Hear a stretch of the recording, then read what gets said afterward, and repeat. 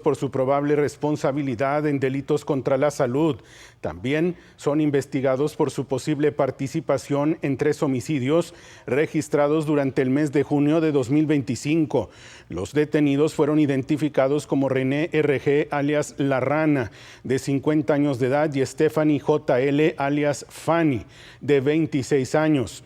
Agentes de la Policía Estatal, con apoyo de Plataforma Centinela, fueron quienes identificaron un vehículo tipo minivan, una Windstar de color blanco, que presuntamente fue utilizada en los 3 hechos delictivos y que fue ubicado ese vehículo en el cruce de Monte Memphis y San Patricio de la colonia Cerradas de Oriente. Al realizarles una inspección, se les localizó un envoltorio con 10 gramos de metanfetamina o cristal.